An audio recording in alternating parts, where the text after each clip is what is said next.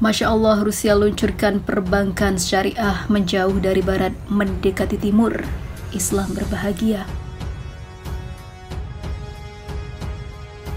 Pour réaffirmer notre volonté de développer les relations qui existent entre nos deux pays, les échanges dans tous les niveaux. Nous voulons que cette coopération s'épanouisse.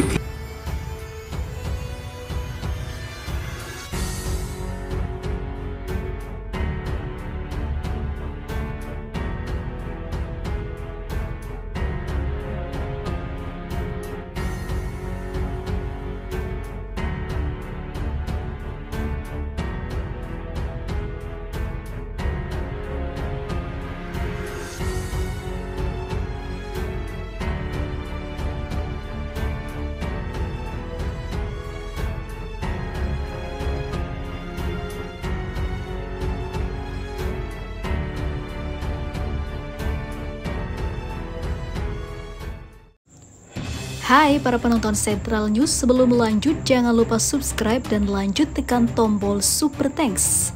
Tombol Super Thanks ada di atas tombol subscribe. Jika Anda ingin mensupport channel kami menyajikan berita yang paling Anda tunggu-tunggu.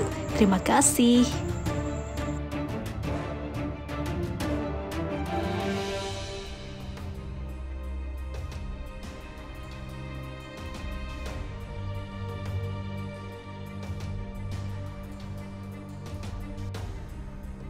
Rusia meluncurkan perbankan Islam untuk pertama kalinya sebagai bagian dari program percontohan 2 tahun mulai dari 1 September 2023, menjadi indikasi bahwa Rusia mulai beralih ke timur, yang berarti hubungan yang lebih besar dengan perekonomian negara-negara mayoritas Muslim. Dengan populasi Muslim yang cukup besar diperkirakan mencapai 25 juta jiwa, lembaga keuangan Islam telah ada di Rusia hingga saat ini. Namun ini adalah pertama kalinya undang-undang negara tersebut secara resmi mendukung peluncuran bank syariah. Pada 4 Agustus, Presiden Rusia Vladimir Putin menandatangani undang-undang yang memperkenalkan perbankan Islam untuk menilai kelayakannya. Program percontohan ini akan berlangsung di 4 lokasi mayoritas Muslim: Tatarstan, Bashkortostan, Chechnya, dan juga Dagestan, wilayah yang sudah memiliki pengalaman paling banyak di bidang keuangan Islam. Jika program ini terbukti berhasil, rencananya adalah memperkenalkan peraturan baru tersebut ke seluruh negeri di Rusia. Apa perbedaan perbankan syariah? Perbankan Islam beroperasi berdasarkan syariah, sistem hukum Islam yang melarang transaksi melibatkan riba atau membebankan bunga karena dianggap sebagai pertukaran yang tidak adil.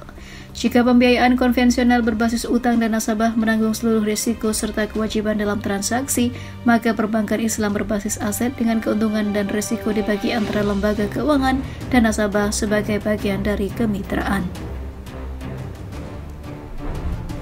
Tidak ada bank yang mendapatkan keuntungan dari masalah keuangan klien dan kebangkrutan yang sering terjadi dalam keuangan konvensional, kata Madina Kalimulina, Sekretaris Eksekutif Asosiasi Ahli Keuangan Islam Rusia, kepada Al Jazeera.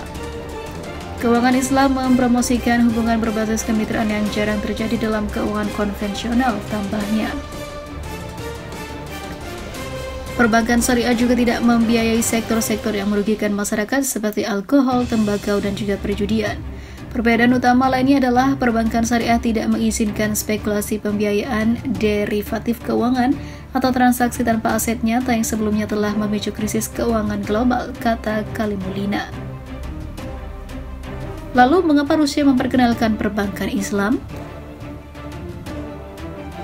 Menurut Wakil Presiden Senior Oleg Ganev dari Sberbank, pemberi pinjaman terbesar di Rusia, sektor perbankan syariah memiliki tingkat pertumbuhan tahunan sebesar 40% dan diperkirakan akan mencapai nilai 7,7 triliun rupiah atau dolar pada tahun 2025.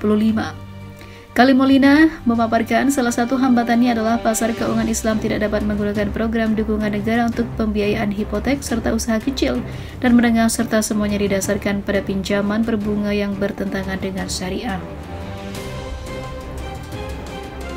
Hambatan-hambatan ini sebagian diselesaikan untuk pembiayaan hipotek dalam undang-undang yang diadopsi. Eksperimen ini diharapkan dapat mengembangkan kondisi lebih lanjut untuk mengembangkan keuangan Islam, kata Kalimulina. Perbankan Islam adalah sebuah inisiatif yang telah lama ditunggu-tunggu yang telah dibahas di Rusia sejak krisis keuangan pada tahun 2008. Ketika bank menghadapi kekurangan likuiditas dan mulai mencari sumber uang tunai alternatif. Menurut Diana Galeva, seorang pengunjung akademis di Universitas Oxford di Inggris.